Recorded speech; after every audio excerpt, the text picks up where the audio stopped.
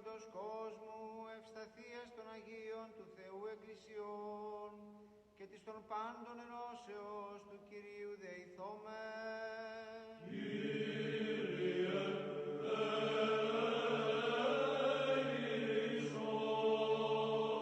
My name is Alex Broussard. I'm a adjunct instructor of classics at University of Dallas here in Irving. I teach Latin mostly. Sometimes I teach Greek too. Putting together this talk as an intro to Greek that we see in liturgy and Greek that's in our prayers and stuff. So just to make it not as mysterious, it's definitely something you can get into. It's not magic, it's not a secret language. Ευλογημένη βασιλεία του Πατρός και του Υιού και του Αγίου Πνεύματος, νυν και αεί και εις τους αιώνας των αιώνων.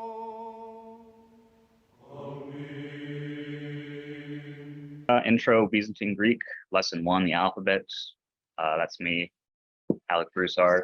Got my MA in classics, and we're at St. Basil's in Irving. The next talk will be not the next Saturday, but the following one, February 4th. Then we'll have 3 or 4 more talks about Greek in the liturgy and Greek in the other services, but schedule for that to be determined. I have a kid coming mid-February, so we'll see what happens. For this lesson, we will be learning the letters of the Greek alphabet. You should have a handout in your email for that guide if you want to check that out. What else are we going to do? Learn about what these things are, vowel quantity and diphthongs. See what that means. Learn about accent marks, the squiggles and stuff above Greek letters. Some more complex stuff about the alphabet. We will practice with words, and then we'll actually read some of the Bible in Greek. People can practice. And then lastly, some fun facts that you can bring up at a party. Yeah, if you go to parties. Anyway. So alphabet, there are 24 letters. First one, you might have heard before, alpha. And on the left will be the capital version, on the right will be the lowercase version. So we call this letter alpha. You have beta, and we'll get into the Greek pronunciations of these letters when we go into each letter. There's gamma, third letter. Delta. If you did any engineering or higher level math, you might see some of those letters. A lot of these letters are in math. There's epsilon, zeta, eta or eta, theta, iota, kappa, lambda, mu. These are just the English names for these letters, like your fraternity will be called whatever with these pronunciations, even though they're not really the Greek pronunciations of the letters. You have nu. Lowercase looks like the English V there, but don't be alarmed. There's Xi, Omicron, Pi, Rho. People sometimes get these confused when they're just starting off. They see Rho and they think it makes the P sound. Rho actually makes the R sound. There's sigma, and there are 3 different versions of the sigma here. The one on the left is a capital sigma. The one in the middle is a lowercase, or when you have sigma at the beginning or the middle of a word. That sigma at the end, call it a final form. You only see that sigma at the end of words. There's tau, Epsilon, phi, there's chi,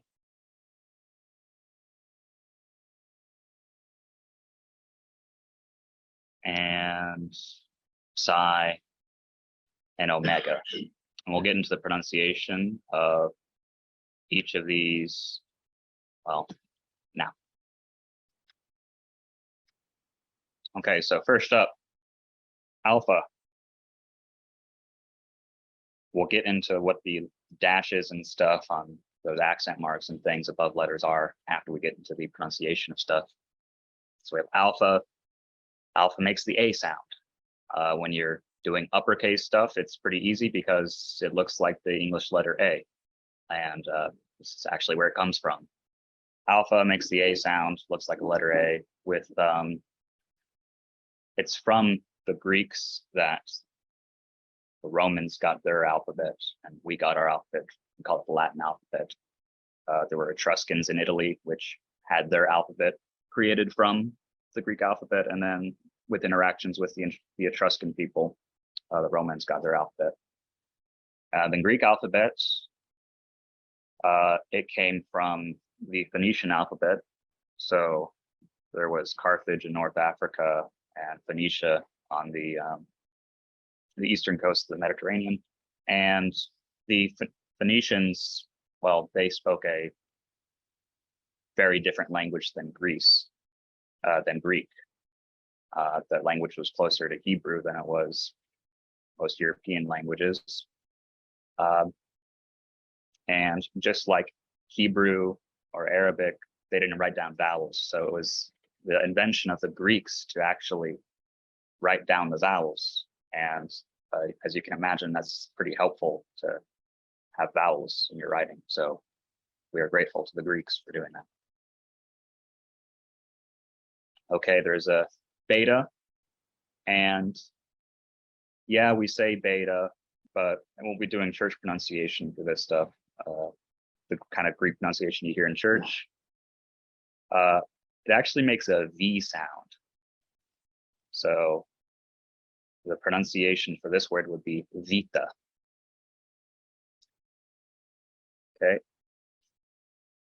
There's gamma, and gamma is an interesting letter. It kind of makes a G sound, but kind of like a G more in the back of your throat. Gamma. Sometimes it even sounds more like a Y sound in certain contexts. Or, and we'll find out when it doesn't make either of those sounds, sometimes a gamma makes an N sound. And we will definitely look at examples of when that happens later. So gamma is all over the place. I'm going to say your best bet is just try to pronounce it like a G. Pronounce it like a G, never a J. Don't do ja, but pronounce it like a G, except for those weird situations when you know you have to pronounce it like an N. Okay. Delta. So delta,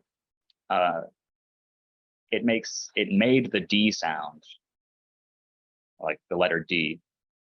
But in church, it's more like a TH sound, like in the word that.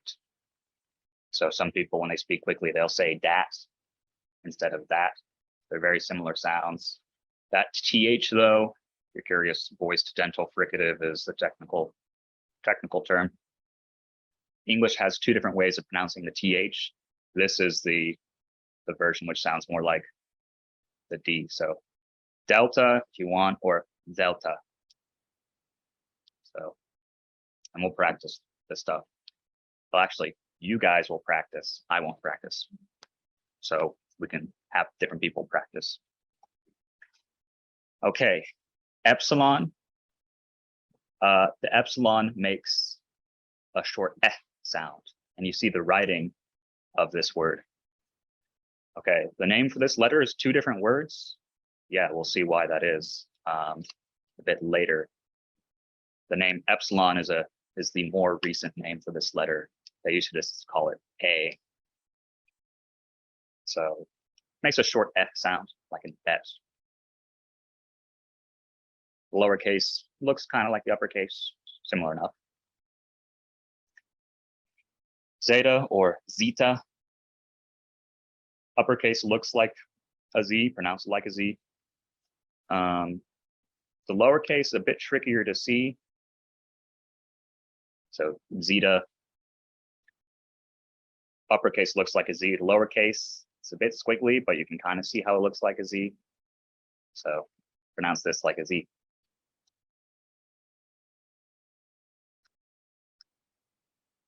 There's eta. and it makes the E sound. So E. A lot of letters and a lot of combinations of letters will make the E sound in this pronunciation system. There's theta, and this is the other TH sound, a breathy, sort of a just breathier, lighter sound. So not so like the TH in thin. You don't really use your voice box for that TH, thin, just the tip of your lips.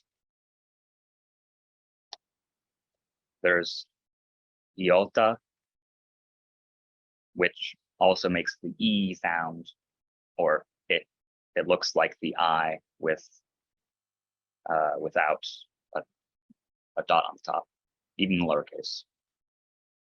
Maybe I should go back to eta again.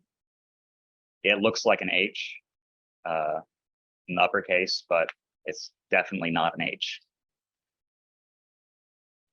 Okay. Kappa. Kappa looks like a K. It's where we get the letter K in English. Okay, so Kappa. Whenever you see a Latin word where they want to use the hard C sound, like they'll just use the letter C. The only time K shows up in Latin is when they're borrowing from Greek words. So we get the letter K directly from Greek.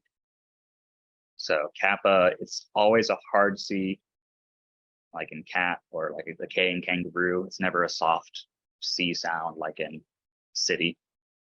It's always the K sound. Okay, lambda, this is taken from my YouTube video. So like and subscribe. I have a YouTube channel where I do some Greek and Latin stuff. So this is just, yeah, like and subscribe. It's called Shrub of Knowledge, like Tree of Knowledge, but it's just a bush. So yeah, lambda. Does it really look like an L? Not really. Kind of looks like the upside down gamma.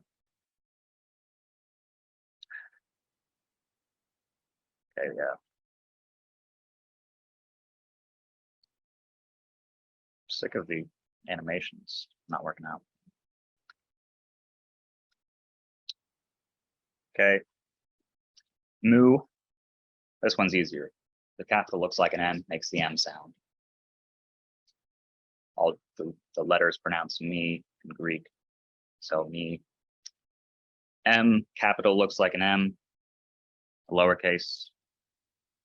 It's harder to see, but if you squish the size of the M together, it kind of looks like the lowercase.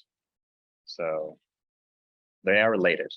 These lowercase versions, they were developed because they wanted to write letters quickly, like in cursive. So it looks like you're writing an M very quickly and too short together. And here's nu, or ni. Uppercase, easy. Looks like the letter N, makes the N sound. Lowercase might be confusing. It looks like a V, but if you just think about erasing that left part of the N, you can kind of see where you get it. So they're like, oh, we need to write this quickly. We don't need all of the lines. So they got rid of one of them. So makes the N sound.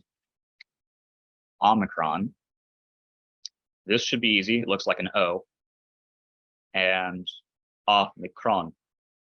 That literally means micro O, small O. So it's a short O sound, like, and stop. There's pi, or P.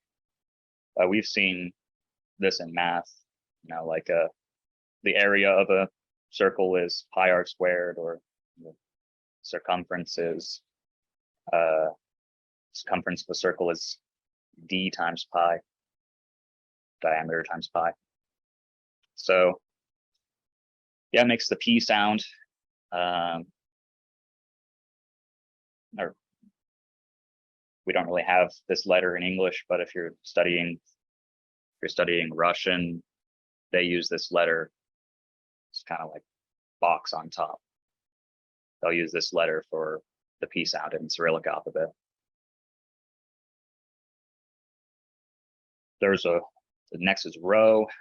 A lot of people will see this and they try to pronounce it like a P, but it actually makes an R sound. Again, if you study Russian or another language which uses the Cyrillic alphabet, the P makes the R sound.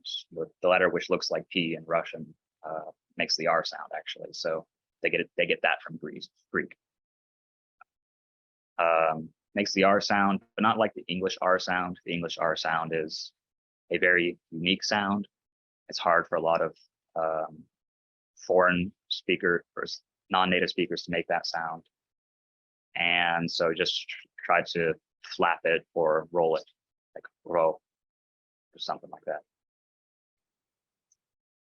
Okay, there's sigma. Sigma makes the S sound. Again, the left version is the capital version. So I don't really know if there's any English letter which could help understand that, but if you study math, you know that sign for summations. So that's what you use for summations. Lowercase sigma used in other things in math, like when you're doing standard deviations. Kind of looks like an omicron, but there's a little tail on top.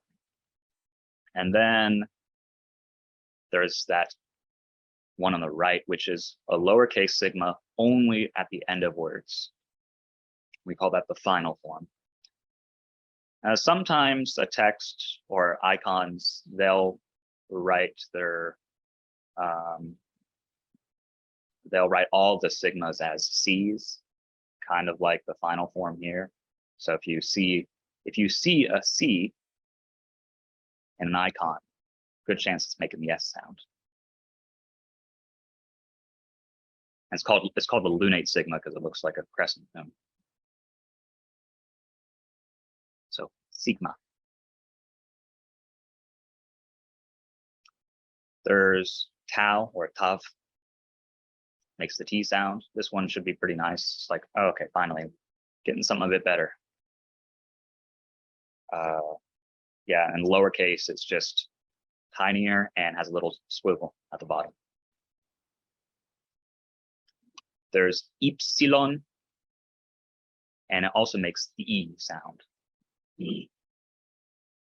And there's that Epsilon again. We'll find out what that means when we get into more pronunciation stuff. There is Phi, makes the F sound. It's like a O with a line through it in both the lower and uppercase forms. Yep. There's Ki, or he, makes a really breathy H sound, like in loch. So he. This is where you get the CH sound, or it's where you get the CH for Christ, Christos.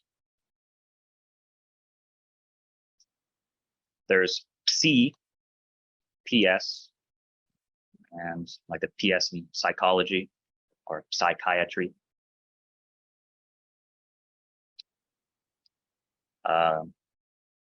Yep, both the words psychology and psychiatry come from Greek words. There's omega, and here's literally, now you can kind of see, you have little o and you got the big O. Omicron is little o, omega is big O, and so it makes a long O sound, like a dome. And that's the 24 letters of the Greek alphabet. Again, you should have your handout, which has a guide. Sorry for the people in person, but it's in the email if you want to pull it up. And if you study Greek, like at a university, you probably use a different pronunciation system. So this is specifically for church. Got a question in the chat. Could I pronounce beta again? Yeah, so Vita. Another, yes, Father likes. Any tricks as far as how to read the alphabet? Because you're doing a lot of association. Yeah. Like this. Tricks to learn. So tricks to learn. It's when you're starting off, yeah, just as many associations as you can come up with. Like I've given you general associations like, hey, this letter which looks like a T sounds like a T. And then there are some others like pi and rho. Okay. So you can group together, I think, the letters which look the same and sound the same in English. And there are a lot of those. So it's really nice. Then isolate and separate those letters which look like English letters, but make different sounds. And so separate those out. So the rho, which looks like a P, write that down separately and really try to look, oh, you gotta remember that this one's weird. Then there are some letters which you don't have in the English or Latin alphabet. Honestly, it's best that you just memorize those, and you can come up with silly associations, like just think of something stupid that makes you laugh, like a joke or something. Hey, this looks silly in this way. This looks stupid in this way. And that'll help you remember. The more associations you can have, the better. And then really it's tough at first, but when you start reading, you very quickly get used to it as you practice. So practice makes it easy. Some people say, oh, Greek's hard because it's got a different alphabet. No, the alphabet's the easy part. Greek is hard for a lot of other reasons. So I got a message. Could I pronounce beta again? Yeah. And Vita would be the pronunciation of that word in Greek. Vita makes a V sound. Message, are eta and iota pronounced the same way? Yes, they both make that. In this pronunciation system, they are pronounced the same way, like E. A lot of these letters, they had different pronunciations originally. Eta had its own thing going on. Epsilon had its own thing going on. But there was this process called ioticism, iotikismos. That means just becoming like iota. And so all these different letters started to sound like iota, including eta and including epsilon. Good idea to isolate those and memorize them. Thank you. We've done each letter separately. Now let's get into combinations of certain letters. So, okay, diphthongs. And you can see the Greek there, diphthingi. It sounds really silly in Greek. But a diphthong is from the word di or dis, means twice or two as a prefix, and then thongi, which means sounds. So there are two sounds put together which make their own sound. Like in English, you got the word soup, for example. S-O-U-P. You don't go sop up, you go soup. Well, that's an English diphthong. You got two vowels put together, they make one sound. And so Greek has some of those things as well. We have what are called proper diphthongs and improper diphthongs. And so we'll go into each of these individually. It's also on that sheet if you want to look. So proper diphthong, the alpha iota, the alpha epsilon, the epsilon iota, epsilon epsilon, eta epsilon, omicron iota, omicron epsilon, epsilon iota. We'll go through each of these. And then we got three improper diphthongs. alpha with a little line right below it, and that little line right below it is called an iota subscript. It's called an iota because it's an iota, it's that letter, and it's a subscript because it's written below. So go back 2,500 years. Yes, they were regular iotas, they were pronounced, but fast forward a little bit, Greek stopped pronouncing those particular iotas at all. And so they're kind of diphthongs because, yes, they are alpha combined with iota and it makes one sound. It is eta combined with an iota. It is omega combined with an iota, but those iotas don't make a sound. So pronounce the alpha iota improper diphthong, the alpha with a subscript, just like an alpha. Pronounce the eta with a iota subscript as an eta. Pronounce the omega with a subscript as just omega. They matter for the forms of words. They're useful for figuring things out, but they don't actually affect pronunciation. So the alpha iota, and for all of these diphthongs, I'm going to provide what it looks like when they're both capital, what it looks like when the first one's capital, the second one's lowercase, and what it looks like when they're both lowercase. So alpha iota, this diphthong is pronounced eh. And here we find why it's called epsilon. Byzantine, so this particular name for the epsilon, we can credit the Byzantine grammarians. The original name for this letter was A, just like an eh sound with an E sound, A.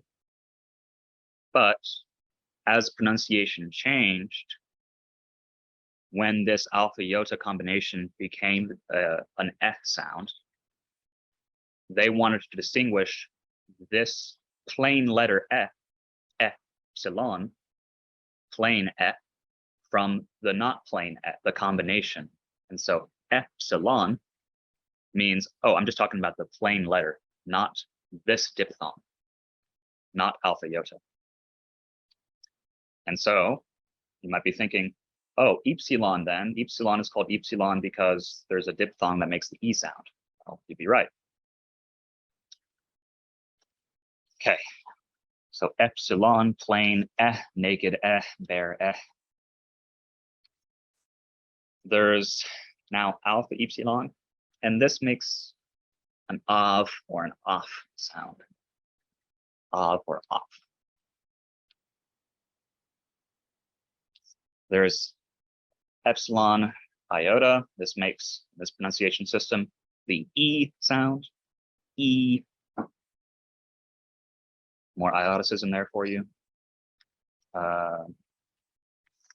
Epsilon, epsilon. This makes the ev or F sound. Don't pronounce it like you. A lot of English words which have Greek stuff going on, like you have a eukaryotic cell, for instance, EU at the beginning. A euphemism is saying something in a nice way. Those all start with EU because they come from Greek words. Don't pronounce it like you. Pronounce this combination like ev or F. There's eta, epsilon. Pronounce this like Eve or Eve. So you'll see that these diphthongs, which have these three diphthongs we just looked at, the alpha, epsilon, the epsilon, epsilon, and now the eta, epsilon, that epsilon at the end turns into like a V or an F sound. Okay, omicron iota. This makes the E sound, and this is the particular diphthong that grammarians had in mind when they wanted to call epsilon epsilon, because they wanted to distinguish just the letter E from, or they just wanted to distinguish the letter from this particular combination.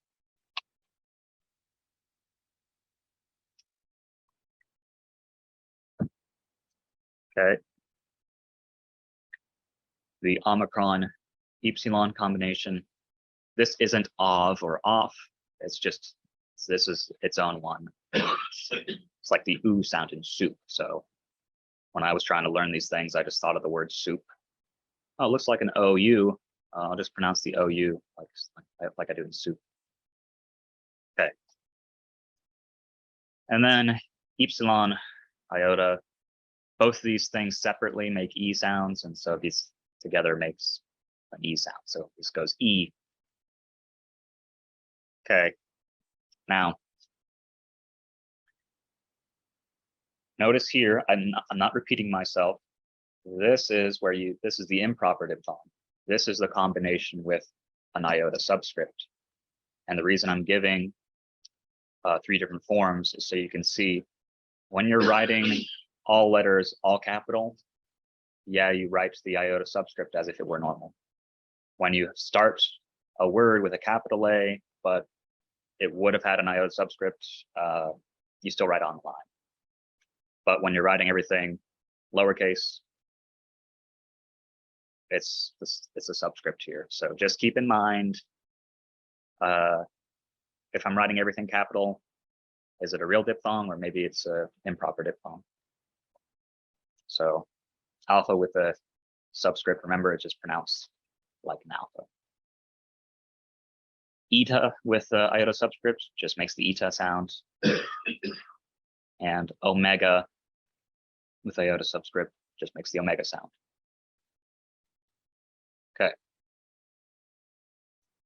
So it's another section done. Do I have any questions maybe in the chat? Pause here for questions.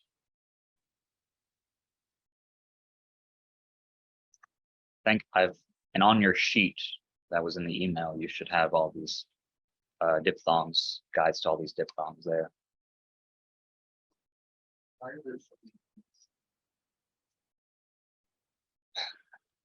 Great question. Why are there so many E sounds? It's a lot of different sounds started to, I don't really know why it happened. I know that it did happen. Different letters had different sounds, and they just at various points in history, like, okay, 0 AD, around 0 AD, this letter started to be pronounced like E. Around 300 BC, this letter started to be pronounced like E. And then by the time you get to Byzantine and Patristic Greek, so many of these sound changes had already occurred. Yeah, so go back to Plato or Homer, they would have pronounced a lot of these letters differently. But I mean, Greek's a very old language. Go back 1,000 years for the English language. I mean, it wasn't even the English language. It was more like German than it was English, just a Germanic thing. So these sound changes occurred, and it's these sounds that we'll be using when we're in church. The reason for that is originally they made different sounds. But by the time you get to the Greek that we're using in church, and that's becoming important, well, these changes have occurred at very.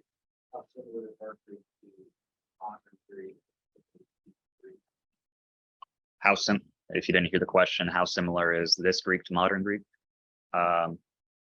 It's the pronunciations will be pretty much identical. The actual language, the language of the liturgy, the language of our prayers is definitely different than modern Greek. There are similarities, of course, but the grammar is way more complex in this Greek for church than what you'd find on the street in Athens. There is an academic style of Greek called katharvusa or something like that, which is kind of like patristic Greek, but that's definitely not spoken on the street. So accent marks, these squiggles above letters, what the heck's going on there? The reason you have different kinds of accent marks is because going back far enough, these accent marks represented a change in pitch, not actual stress accent. So in English, we have a stress accent. You say the word accent like accent, not accent. You might, but originally, you say originally, stress on that third to last, original. Original. You put, with stress accent, you put more on a certain syllable, a certain part of the word. You say originally, you don't say originally. That would sound bizarre. So when we're pronouncing Greek like we do in church or even modern Greek, these accent marks represent stress, but the reason that you have different kinds of accents, different types of marks, is because, go back far enough, these squiggles told you how to change your pitch differently. So one line, like the acute here, it's called an acute because it was initially telling you to make your pitch go up.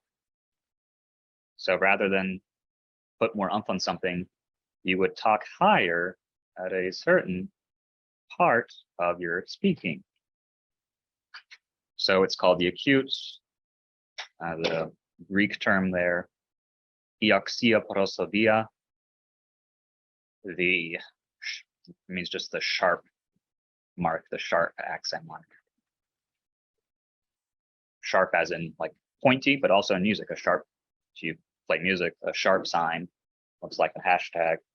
That tells you raise your pitch a semitone. Okay, there's a grave or a grave, depending on if you want to pronounce it like French. Grave, that is the varia accent mark, the varia or varia prosodia. And that initially told you don't go up in pitch, maybe even go down in pitch. And so you can see how it's kind of going down. And then you got the fun one, the circumflex, the bend around. Lots of different words. It looks like a squiggle, or in this, so it looks like a squiggle. Lots of different Greek words you could have for this. Perispomeni, perispasmos, or axibaris. That first word there, perispomeni, means like the mark which goes around. It's basically just Greek for circumflex. Perispasmos is just another way to say that. And you can see the other word, axibaris. There's oxy, sharp, and then baris, flat. And so the acute is the oxy mark, means pitch goes up. Again, this is what it was originally. Grave meant pitch, don't go up, maybe go down. And then oxy baris, go up and then go down, circumflex. But right now in the Greek we'll be doing, it's just all of these do the same thing. It represents stress, umph on a certain syllable. But the reason we have these different marks in Greek is because, go back far enough, they did different things. Okay, and additionally, we had rough and smooth breathing marks. Back to those things. Initial epsilon and rho always get a rough breathing. Okay, well, what are we talking about? Rough breathing mark. It's like a single quote that has the open side to the right. So rough breathing, I dacia prosodia. It's the rough or the hairy mark, prosodia. That told you to put an H sound at the beginning of a word. And the opposite, smooth breathing, psili, ipsili prosodia. There's that word again, plain or bare. That meant don't have a rough breathing mark. Don't add an H sound. Okay, so that's what things were doing originally. But yeah, again, like the same thing with the accent marks. regardless of whether or not there's a rough breathing, don't pronounce the H. So we have all these marks that did different things, and now they don't do different things. However, when you are reading, whenever a word starts with a vowel, it's got to have one of these marks. And your word can change sometimes depending on if you have this rough breathing mark or the smooth breathing mark. But when you get into the Greek that we use for church, none of these, it's pronounced the same way. That is, even if there's a rough breathing mark, don't pronounce an H sound. So, for example, the word holy, agios. Well, there's a rough breathing mark there if you read the Greek, but in this pronunciation system, you don't pronounce it. And we will definitely be practicing to get these rules done. But yeah, if you think we're done, there are other marks to know. So there's this word which people call an umlaut. It's not an umlaut. And what it does, it's called a diaresis, the eresis. That's Greek for splitting apart. And so a diaresis breaks up a diphthong. You can see in that word, vithsaida, or vithsaida. It's from the Bible. It's a place, I think. Is it a place, right? Yeah, okay. You notice that the alpha iota, that's one of our diphthongs. So if you just saw that, you'd think, oh, pronounce it together. But no, this mark is put here specifically to tell you, don't pronounce them together. Even though you think it might be a diphthong, it's not a diphthong. Please don't make the diphthong. And that guy, moisis, so that you don't make a soup sounding diphthong, so you don't go musis.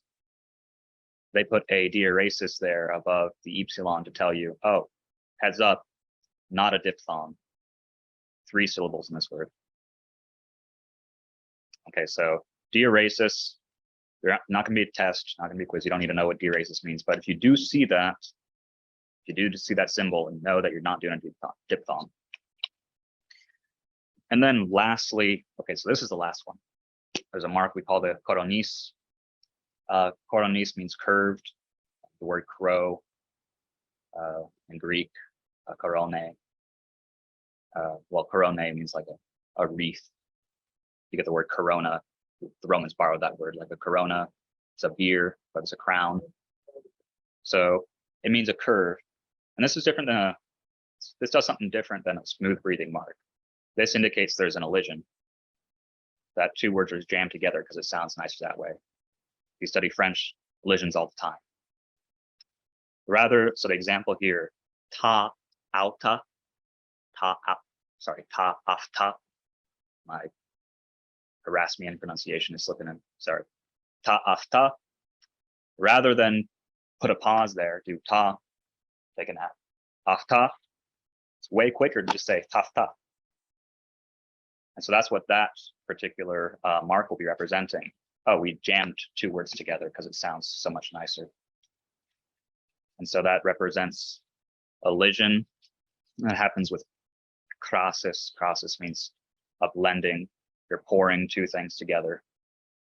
So pouring 2 different words together, process or elision. Okay, what's next? Vowel quantity. This is important for your squiggles above words. It's also important for for chant. I mean, Greek chant is poetry. There's a reason that you should chant in Greek, because a lot of these things are composed with the language in mind as poetry. Meter matters. The length of sound matters. It's music. The words themselves are music. There are certain vowels which are always short, and there are certain ones which are always long. Historically, you would have pronounced the longs about twice as long as the shorts.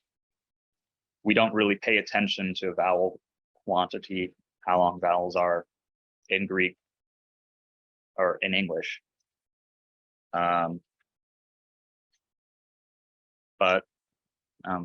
modern language, I can think of Hungarian. Long versus short vowels matters in Hungarian. It matters in Latin, but not many people speak that language. Yeah. Anyway, so it's the alpha, the iota, and the epsilon, which sometimes they're long, sometimes they're short, but you can see these epsilons and omicrons, they're always short, and eta and omega, they're always long. And I bring this up because go back to when we're talking about that circumflex, which initially represented going up in pitch and then down in pitch. Since you got to do two things there, rather than just go up or go down, it's a long time ago. That particular mark can only appear on eta, omega, or alpha, iota, or epsilon when they're long. Since you used to have to do so much work with those, with going up in pitch and then down in pitch, that takes a long time to do relative to just going up or down. So that acute mark, that grave mark, those can happen on any vowels, but that squiggly one, circumflex, that only happens when a vowel is long. Okay.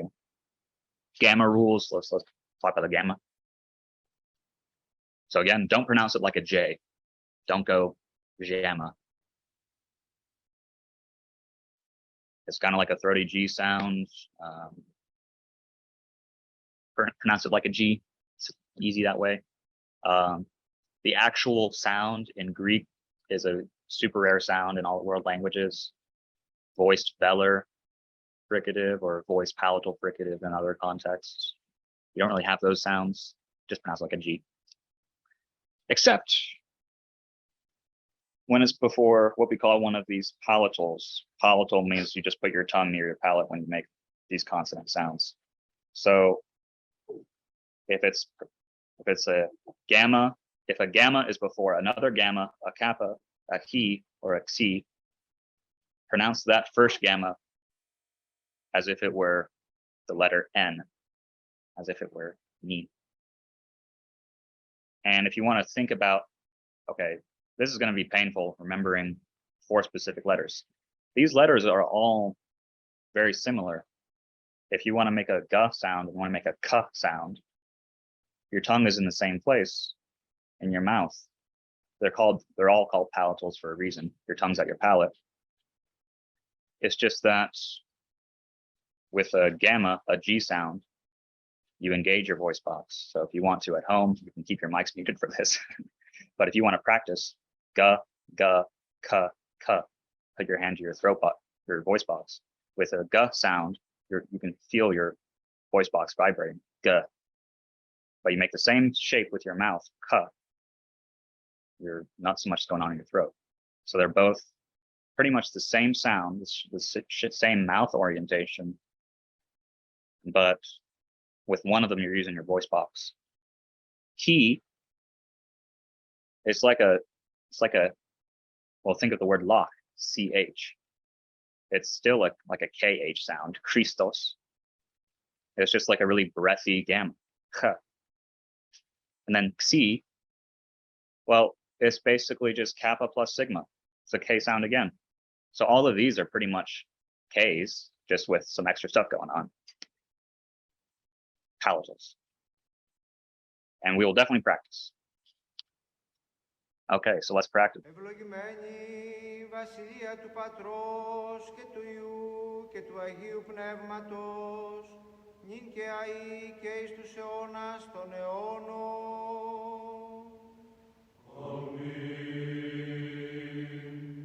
Actually, maybe we should I should look for questions again. Questions, sounds that don't exist. Yeah, there's no J sounds, no SH sounds, except for Christos, or no, not like a ch. There's not like a CH in church. Yeah, so James, there isn't a j sound. The Greek for James would be Jakobos, Jacob. Yeah, there's no ch as in church. The Greek word church is ekklesia. Yeah, so let's practice. How about this? Does someone online want to practice? Kyrie eleison. Well, we know that one. Kyrie eleison. Lord have mercy. Say it a billion times in liturgy. So yeah, Kyrie, like Epsilon there.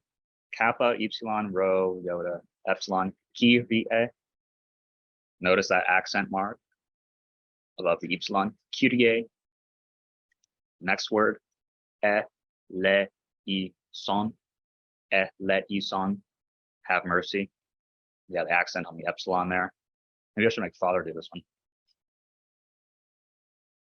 But where's the accent mark? Yeah, so the accent would be on that alpha there. Meta.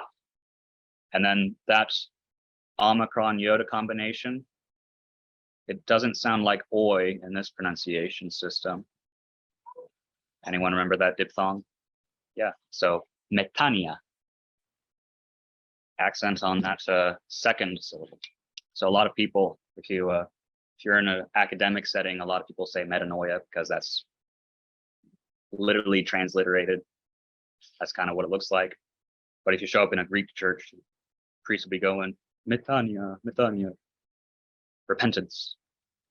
Changing your nous. Yeah. How about this? Remember what the alpha iota makes together? Remember why the epsilon is called epsilon? It's ke. Doxa, patri, ke, yo. Yeah, remember, don't pronounce that iota subscript. Oscar did a good job there. Yo. So glory to the Father and to the Son. Doxa, patri, ke, yo. Okay. So Sophia's wisdom. Spirit is Nephma. Like pneumatic, like a pneumatic pump with air. Yeah, that was ruach, Nephma in Greek, spiritus, Latin. Yeah, so what about this here? We've seen ke already, so we have two kes. That means and.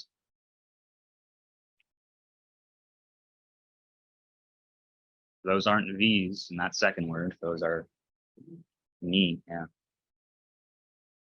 Maybe you could think about it like, remember your knees bend, so it makes the knee sound. Ah, that's cute. They look like knees.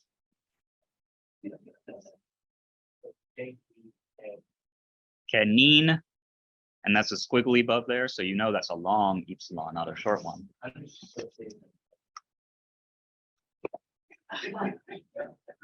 So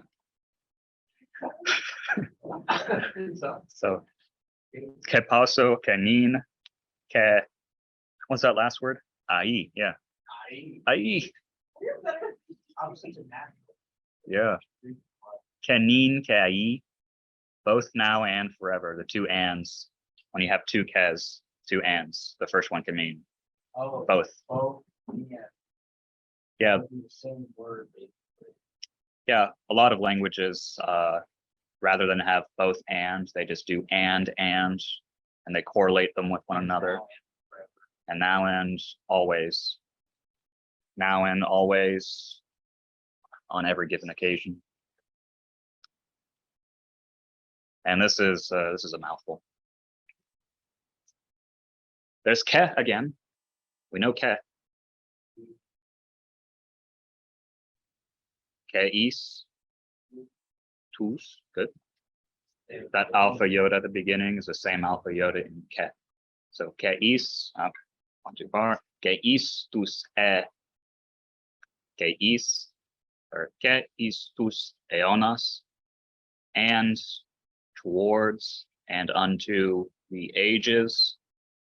So ke, the word and, is, that's epsilon, that epsilon iota there, is, tous, tau, omicron, epsilon, sigma, tous, that's the word for the. and unto the aeonas. Aeonas, we get the word eon. Eon in English, like eon is a long time. It's an age. All this is lasting ages. This homily is lasting ages.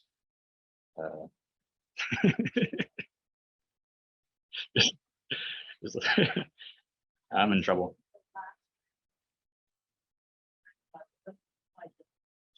So the only difference between these two words are these last two letters. So aeonas and down here, aeon.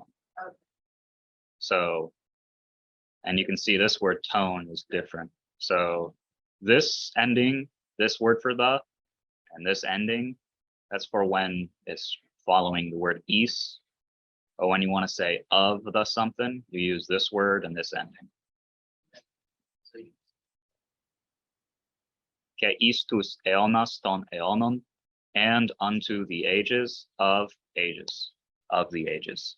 Oh, so it's the same word, but it's because of that. Yeah, so unto the ages of the ages. Okay. All right. And then this word here. How do you pronounce this? This third letter? Me. Yeah, so it's an eta. Amin. Okay, what about this? Jesus. You might have heard of him. Iota, eta. So both these make the E sound. E.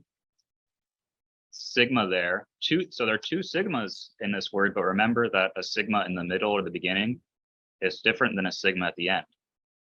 So Soos, this Omicron Epsilon, whenever you have an accent on a diphthong, that accent mark will go on top of the second vowel in the diphthong. So this Soos is one syllable, the Omicron Epsilon go together, but the accent mark just goes above the second one. So Isus. Daniel said, in Jesus, does the ie have triple quantity? I believe so. I mean, they're two different, that's not a diphthong there. It's just two E sounds, Jesus. Pronounce it quickly enough together. Yes, the eta is always long. I believe that iota there is short. So you could say counts for 3. Let's do this word. Here we go, right away. Troparion. Well, the accent there is incorrect. Whoops, I typed that incorrectly. That's a mistake. Let me put into the chat where the accent should go.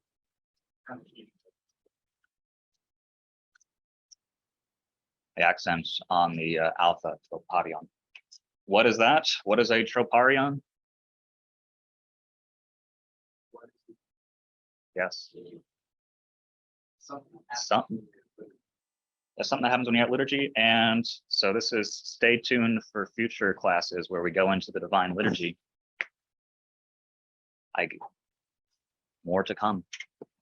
Well, all those Greek words in liturgy, troparion, kontakion, stikarion, stikaron. What's the difference between a stikaron and a stikarion? Huh? Well, you'll find out. Oh, wow. This is a lot.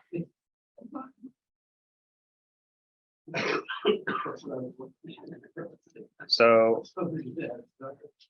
this you've heard before, because this is what you hear at Pascha. And there's usually someone in church who knows Greek enough to do it. Last year was Paniel, right? Paniel, last time.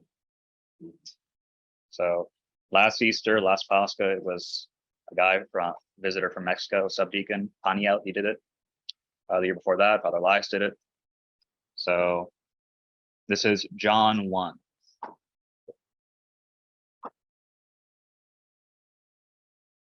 You see logos, yeah, logo.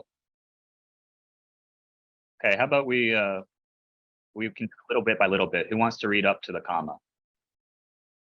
It's the beginning of John, yeah. So who wants to start at the who wants to start us off and go to the comma? This is John 1:1.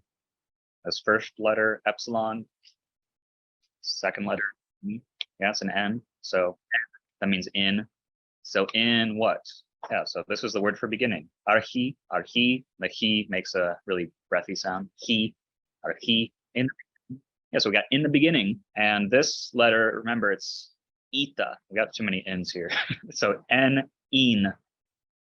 You can see my mouse. So this is N. Over here, in, with that eta.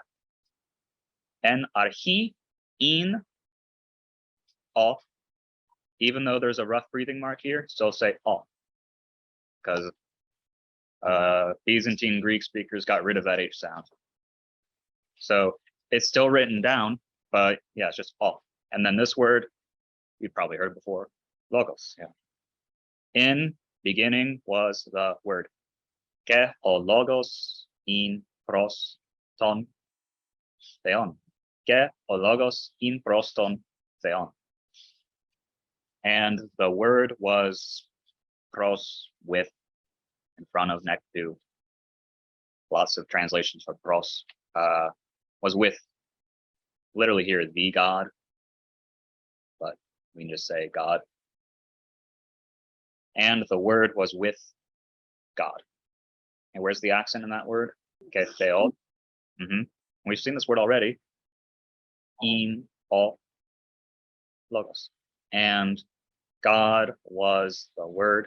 One thing to know about Greek is word order is very fluid, but still grammatically, you can tell that logos here, logos should be the subject of this clause rather than theos, because generally speaking, when you have a sentence with is or was, and you got two nouns, A was B, B was A, in those circumstances, you'll usually give the word for the to the subject and leave it off of the predicate, the second one. So the best translation, in my grammatical opinion, would be, and the word was God, which is the typical English translation. And even though theos here is first, grammatically, you can still tell that logos should be the subject. So in archi, in ho logos, ke o logos in proston theon, ke theos in ho logos. At the bottom here, no, it's nominative. Theu would be the genitive. Theos nominative, theu genitive. Theos is, yeah, it's a second declension masculine noun.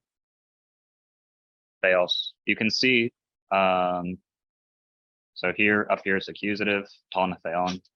Theos down here, nominative. These terms, nominative, genitive, dative, they refer to, that I'm using right now, they just refer to weird names that we give to these endings to indicate a certain grammatical function. But yeah, theos here, we call it nominative. Nominative just means the naming case. So onomastiki, naming, or epsia, straight up case. All right, let's keep going. Yeah, don't be too worried about the marks at the top of words. These apostrophe looking things, they're just smooth breathing marks. This squiggle, circumflex, remember, it means, for our purposes, it just means this is where the accent goes. This is a diphthong here, omicron, epsilon. Utos, it's an omicron, utos. Yeah, it means this one or he.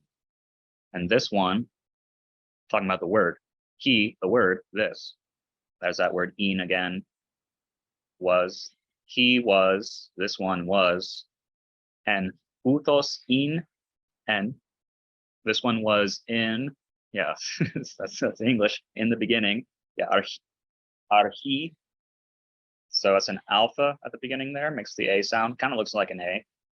There's a rho there. That's a trip, that's one that'll trip a lot of people up.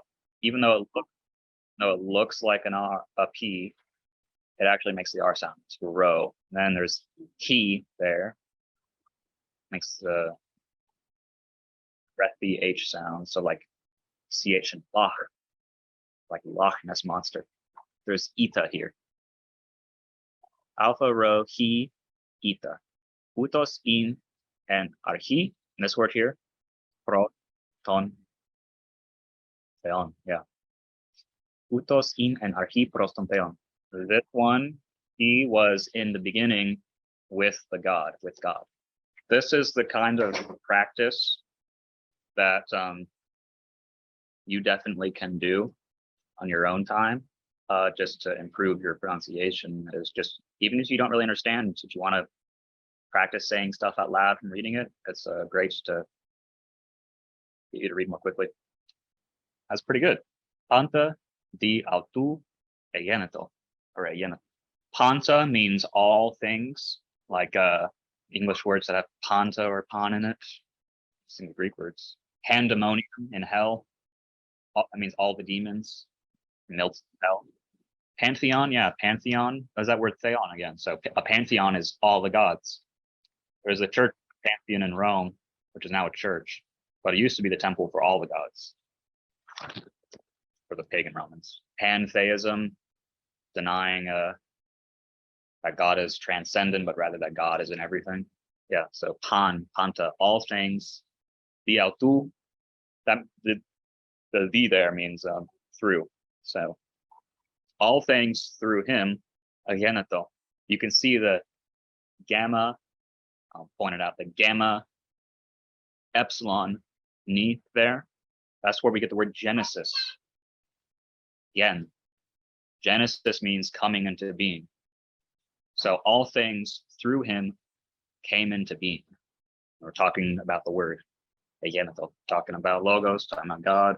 Ke, and. So this is a letter, kind of looks like an X in English, however, it's ki, like in Christos.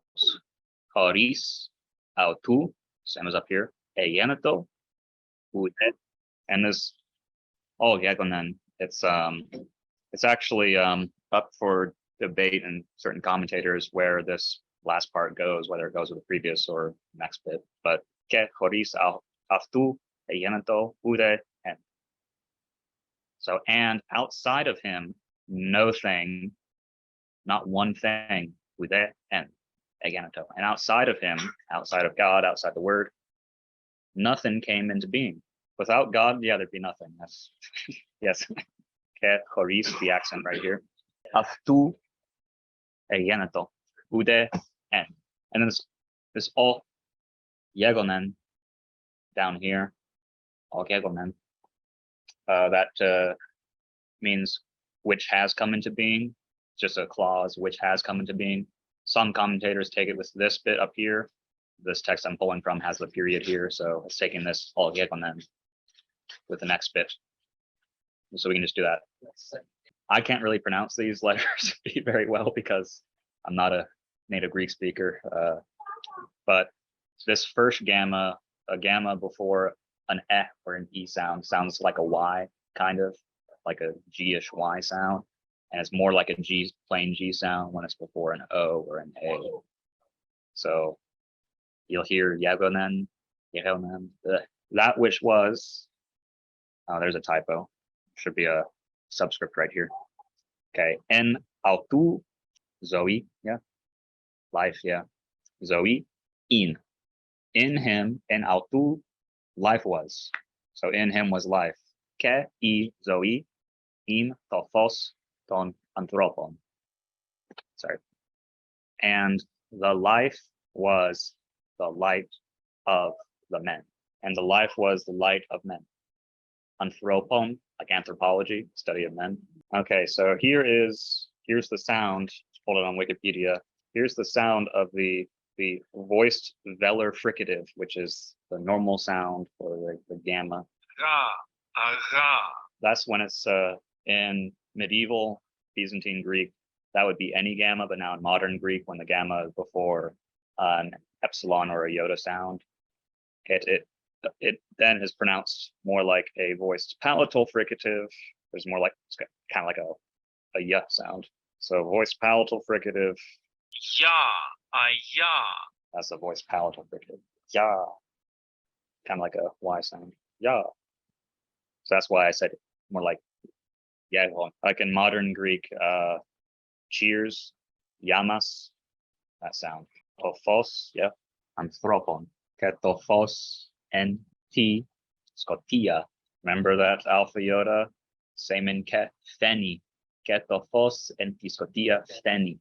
Like that's some part of the liturgy, right? Like the light shines. Tophos pheni. When's that? Pre-sanctified. In the pre-sanctified liturgy, the light shines. How's it go? Phos Christu pheni passi. The light of Christ shines to all. Okay, iskotia afto. Yeah, so auto in English, but remember that alpha epsilon makes an af sound, AV or AF. Afto. Yeah, so I'm substituting in a different pronunciation. Kateleven. Yeah, very good. Ketofosentiscotia pheni, keiskotia afto u kateleven. And the light shines in the darkness, and the darkness him it did not overtake. And the darkness didn't overtake him or overtake it.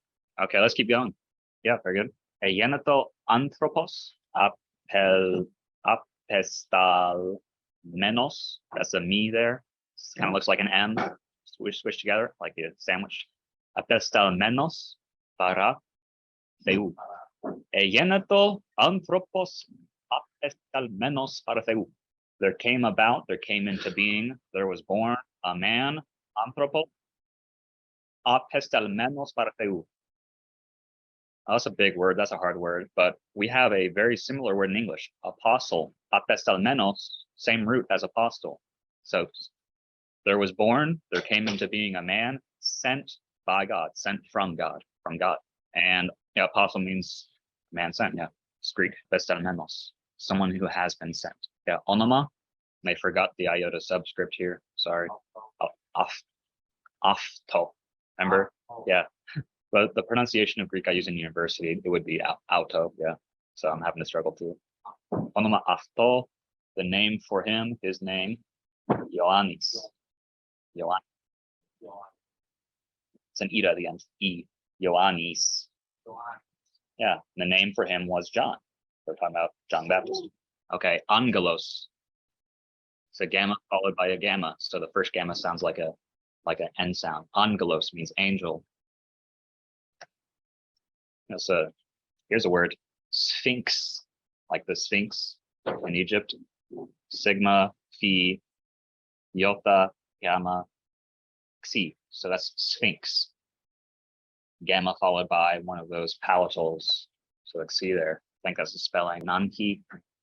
Might be a key xi there, but whether it's a kappa or a key, that means necessity. Gamma, gamma, gamma kappa, gamma xi, or gamma p. You can basically just pronounce the first gammas in all these cases as if it were just man.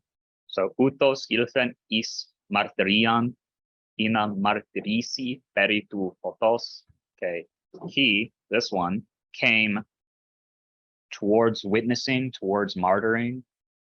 Martyr means witness. So he came to be a witness. He came for the purpose of witnessing. He came to be a witness. Ina martyrisi peritu photos, so that he provide witness, so that he provide testimony concerning the light. Ina pantes, so that all men pistef sosin viaftu, so that all men believe through him. You have pistis. Pistis means faith. Pistef sosin means believe, have faith through him, in order that all men have faith through him. Uk in ekinos tophos alina martyrisi peritu photos. Again, uk in ekinos tophos alina martyrisi peritu photos. He was not the light, or that man, ekinos, was not ukin, the light, tophos, like photography. A photon is a particle of light. Photography is doing stuff. Literally, photography means writing. Yeah, so that man wasn't the light. John was not the light, but he was testifying.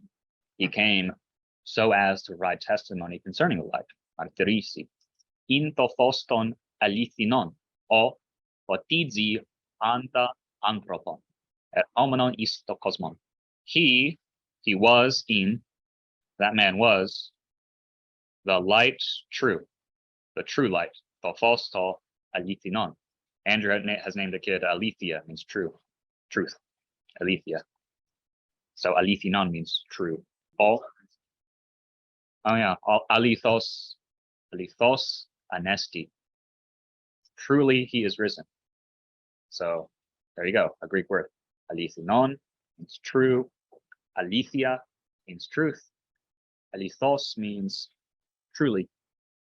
So at Easter we say, at Pascha we say, Christos anesti, Christ is risen. Alithos anesti, truly is risen.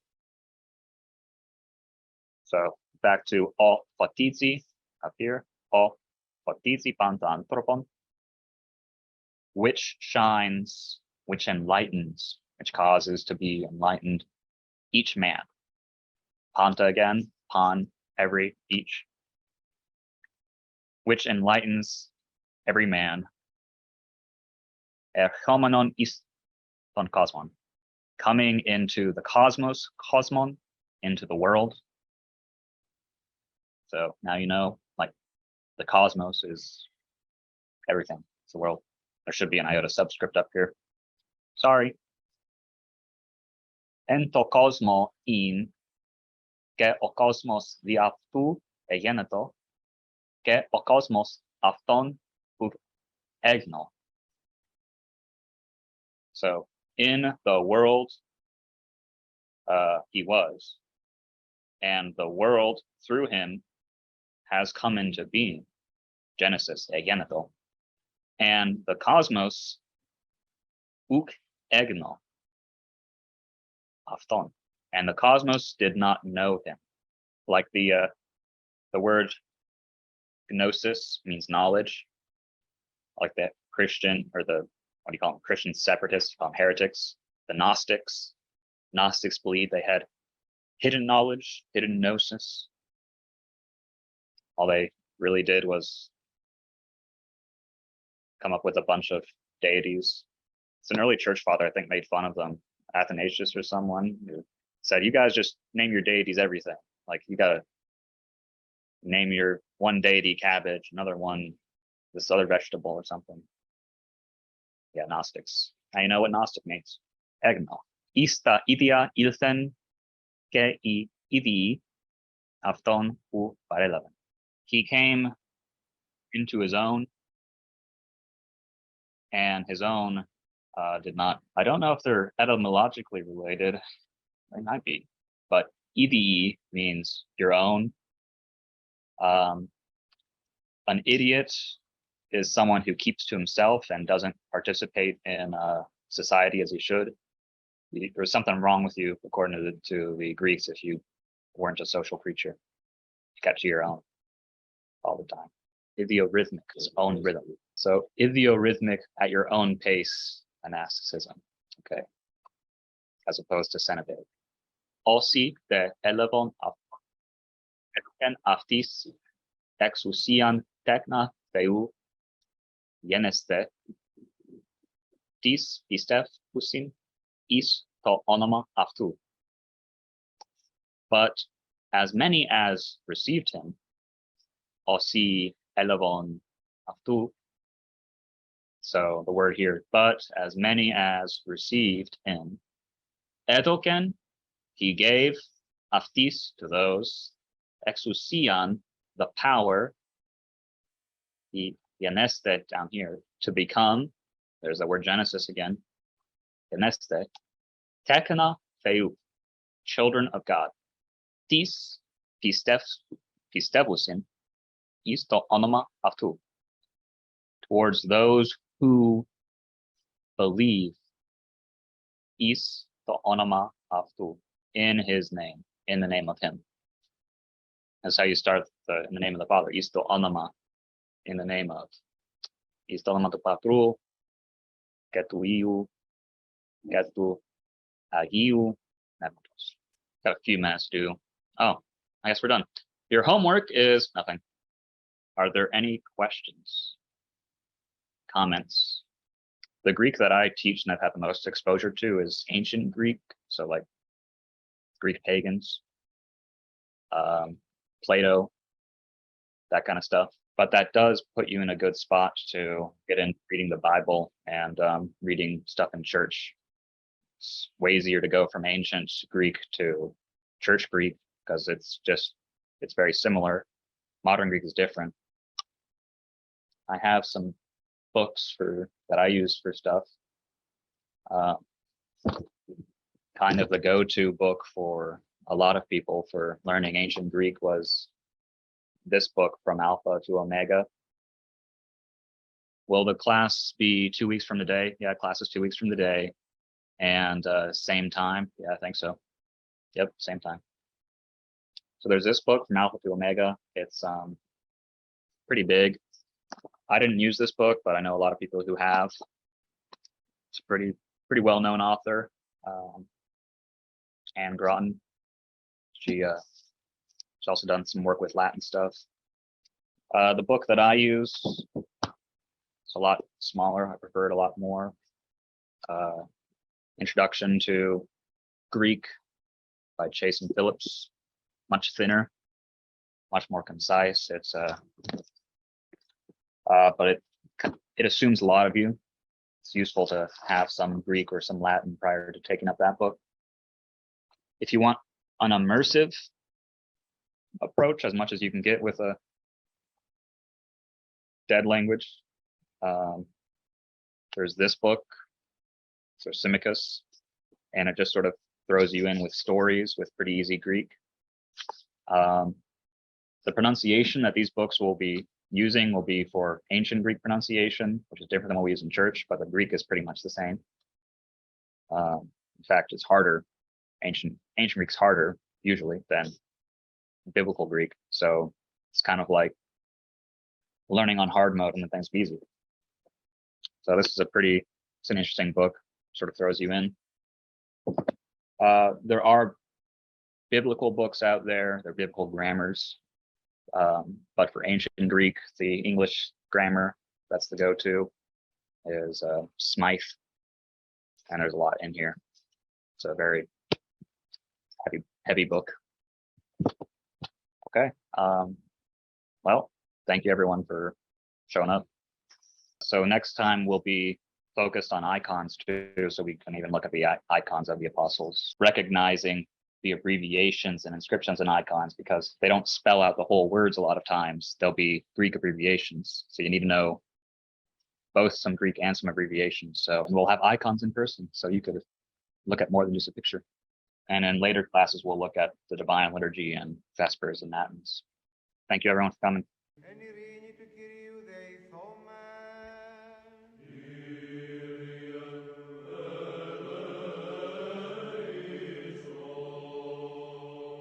Υπέρ της άνωθεν ειρήνης και της σωτηρίας των ψυχών ημών του Κυρίου δεηθώμεν.